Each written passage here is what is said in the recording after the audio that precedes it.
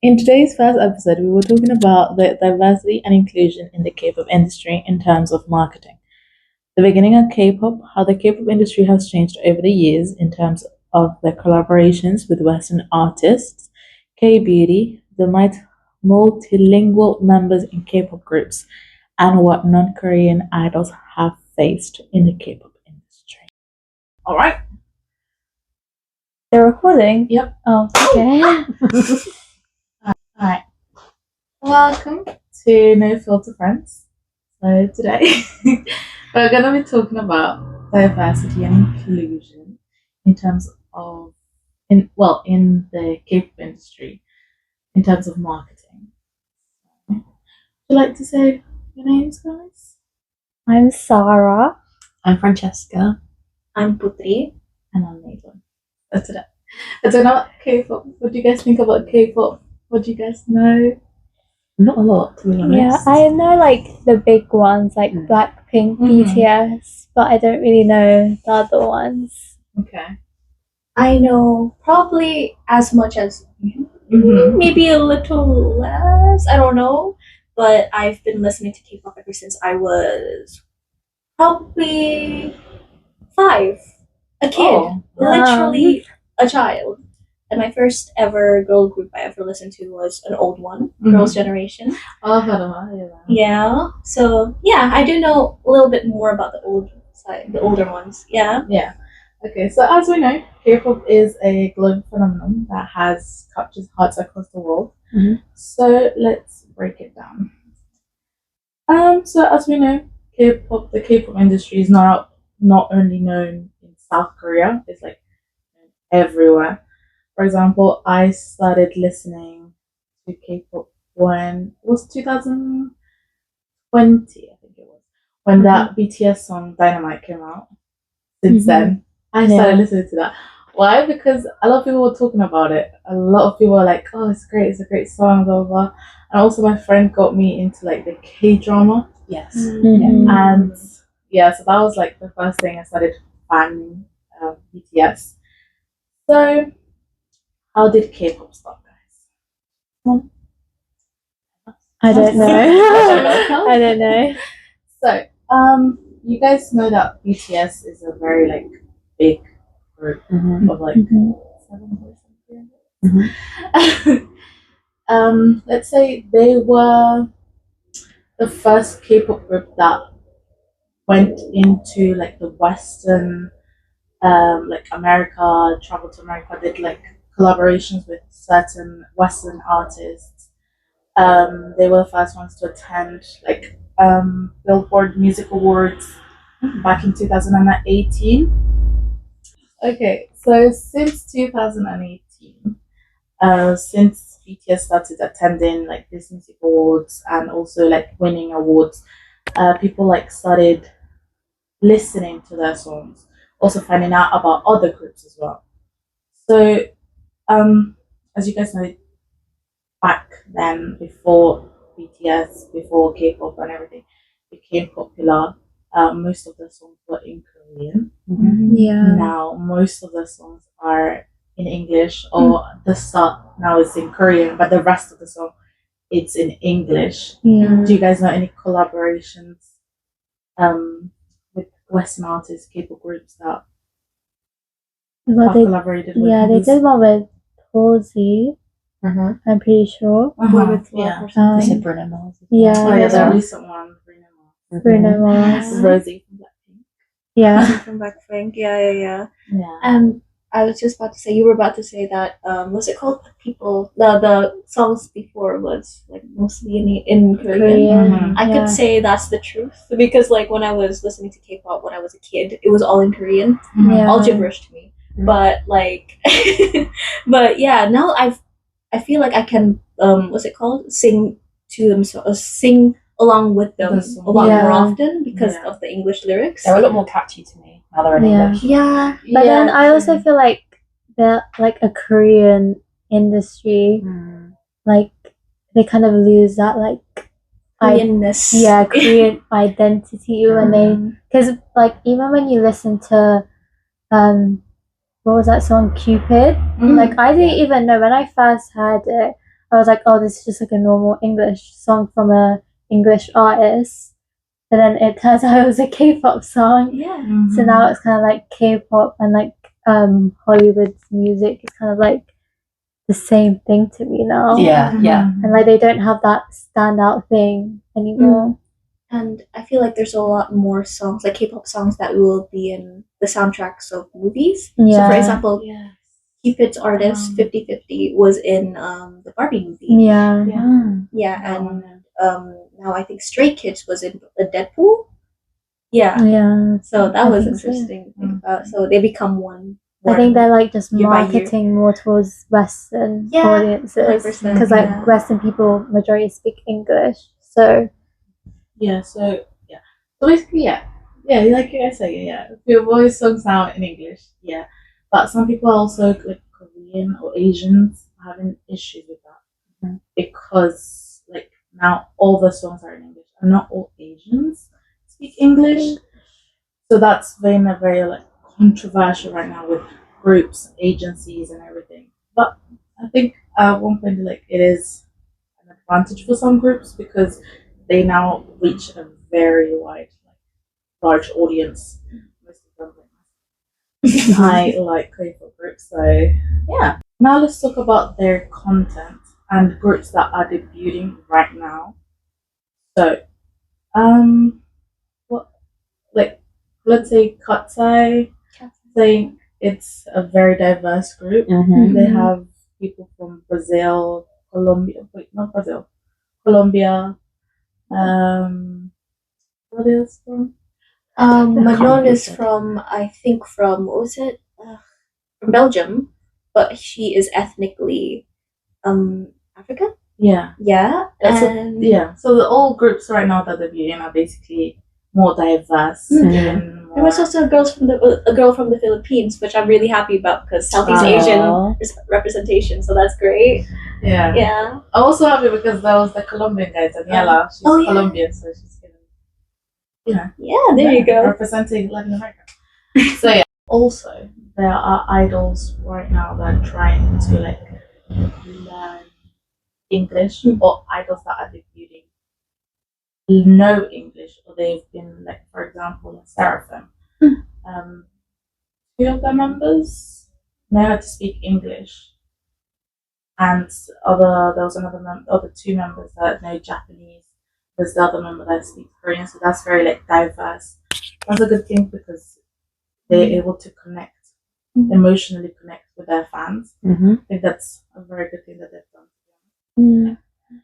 I feel like the recruitment of these idols, like the more diverse cast, it really does do well. It's sort of basically free marketing for their own country of origin. Yeah, I was gonna 100%. say that. I think like for them, like diversifying into like other countries, like people from that country will see, like like people from like Belgium will see the girl from Belgium.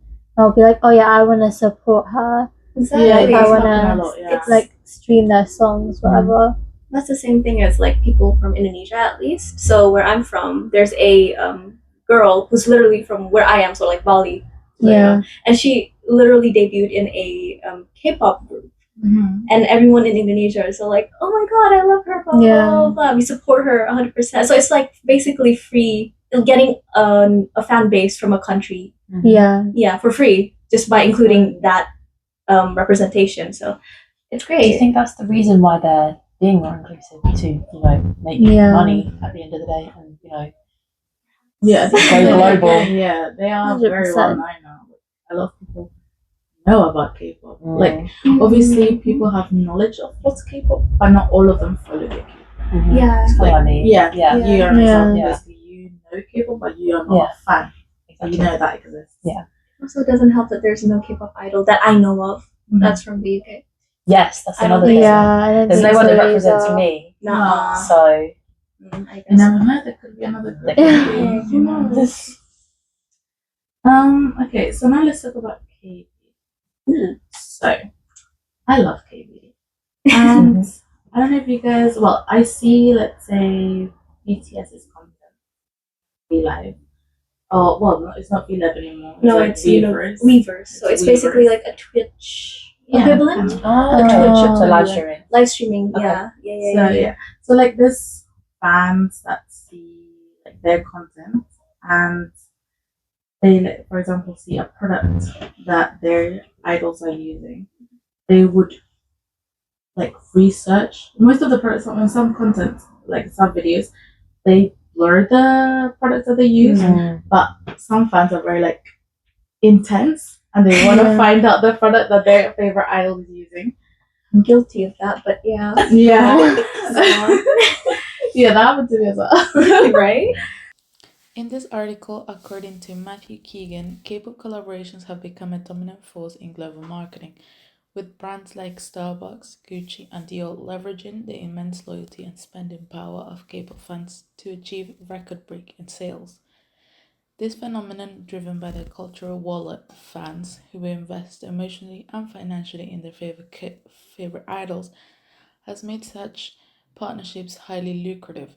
However, critics argue that relying on K-pop stars can sometimes feel like lazy marketing unless the collaborations are authentic and creatively aligned with both the artist and the brand's values. While concerns about market saturation and the potential exploitation of fan loyalty persist, K-pop's global appeal and adaptability suggest it will remain a powerful cultural and commercial force for years to come.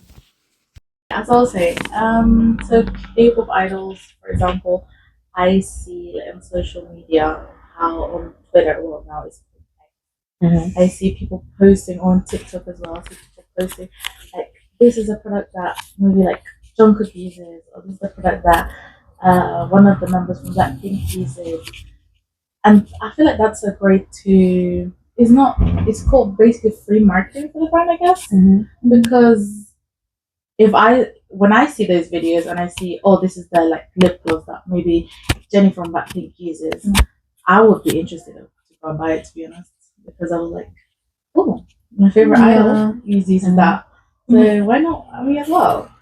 But I feel like that's a very great way to market their product for free.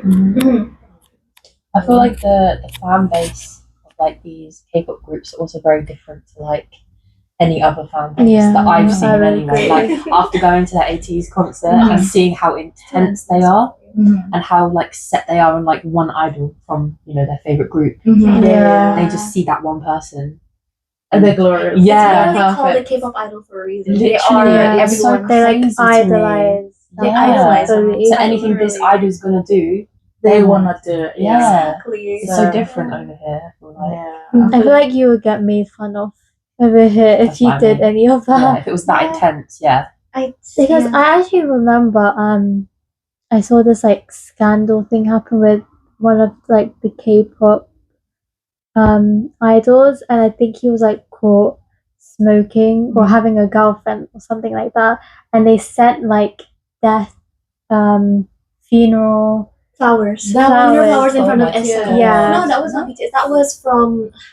Why am I such a nerd about this? It's I know the same scandal about for BTS's two of their members being smoking, and then they were like they want to kick him out for smoking. Because I saw it and I was like, they sent like funeral flowers to the building that he is a part of. Yeah, so he was recruited to this one agency. Yeah, he was part of this one agency, and now he's being put in hiatus for indefinite time just for like I think it was dating someone for dating and smoking. Yeah, I think smoking. I'm not sure about smoking, but it's like if that happened here, he's like how old? Like he's the same age as me. Yeah, so 21. He's grown. He's a grown man. Like if someone like was to do that here, like any Western artist, people would be like, who cares? Like they have a girlfriend, they smoke.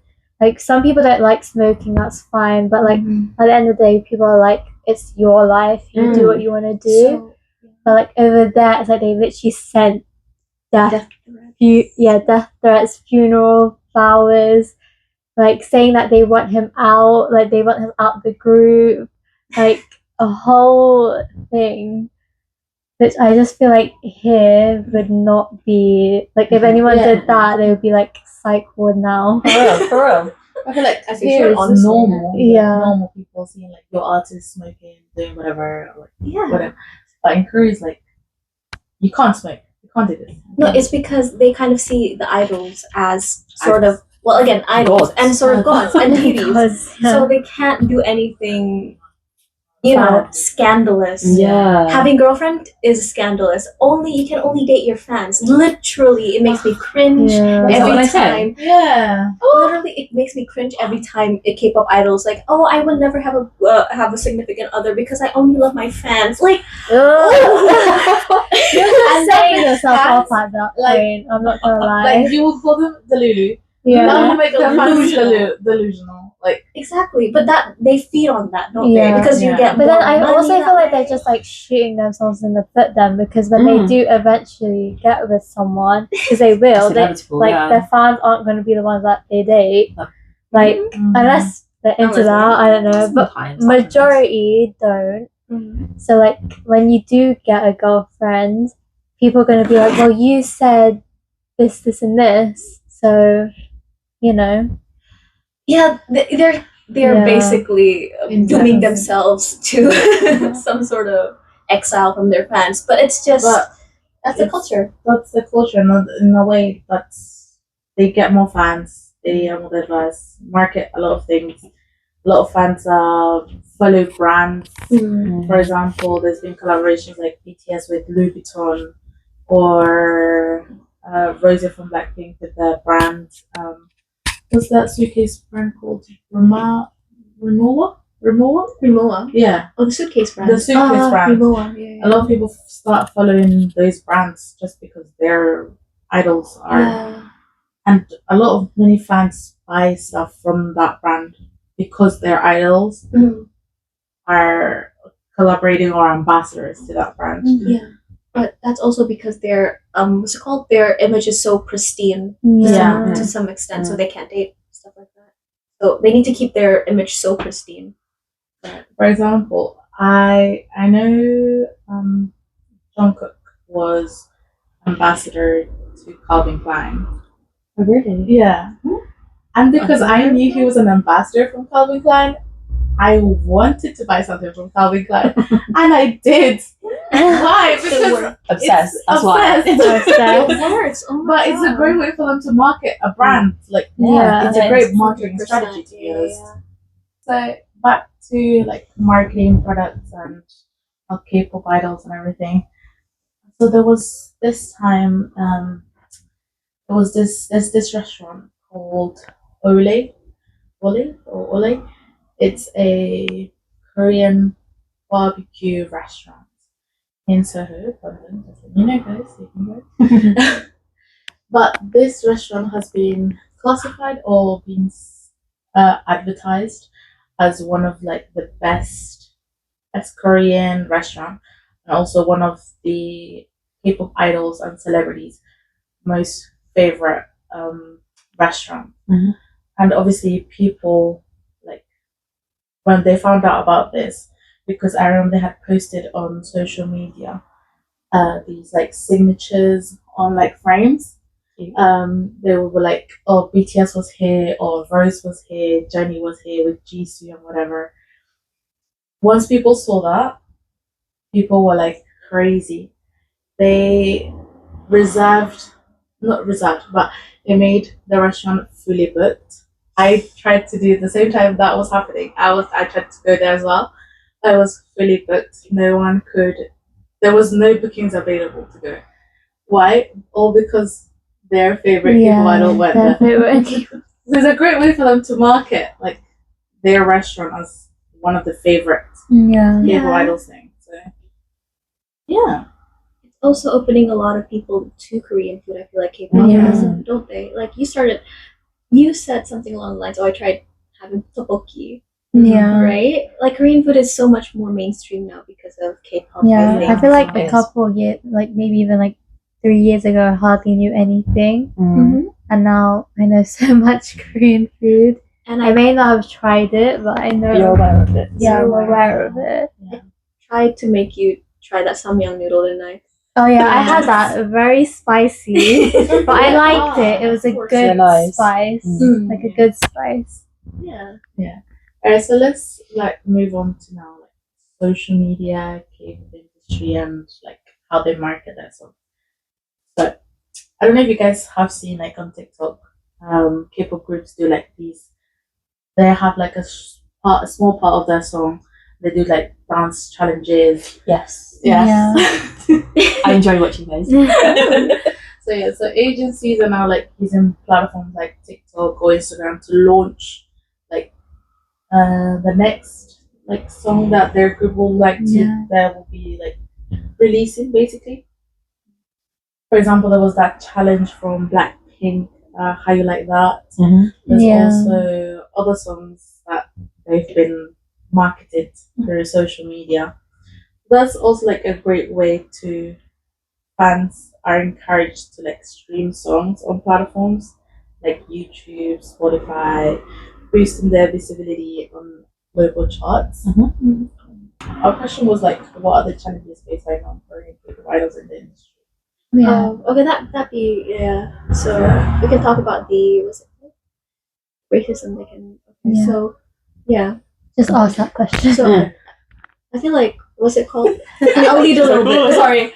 So I feel like there's a lot of advantages when it comes to diversifying K-pop, as well as like it makes people more aware of K-pop, like more globally, and also like representing groups of people that has not been represented in Korea or in K-pop in general, right? But I also think because it's a new concept to a lot of people, that comes with like a lot of racism. 100%, all the time. Especially to like Korean eyes that may not know as much English compared to other ones. No.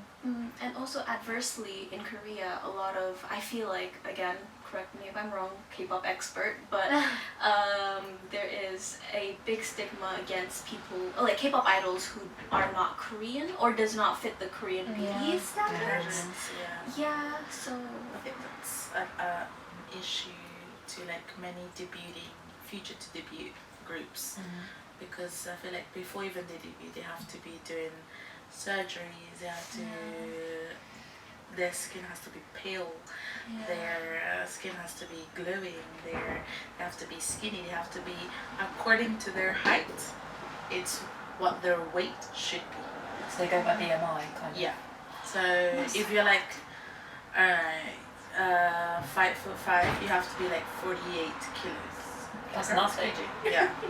You have to be like, depending on what your height is, that's how your weight has to be. There's even a brand called Foodology that they are basically a brand that sells dietary supplements, and a lot of idols take it. A lot of idols and celebrities promote that supplement, which is kind of bad in a way because they have like young fans, and I feel like they get into like being very very young, and they get into their heads to be like they have to be a certain way or be a certain height and weight. And these idols probably don't even take them. They do the diets, like those extreme diets that they do. I always feel like if there was more like inclusivity and like body types, more people would be happy. Because then you'll be like, if you're more like curvier, and you'll see someone that's more curvier, like a K-pop idol that's more curvier. And like, I think that's all for today. Very sad ending to the episode. Well, we're done. So thank you. Next week, actually, we're going to be doing Sarah's episode. Yeah, we'll be doing digital transformation in the film industry. So thank you. Thank you. I will see you next week. Bye.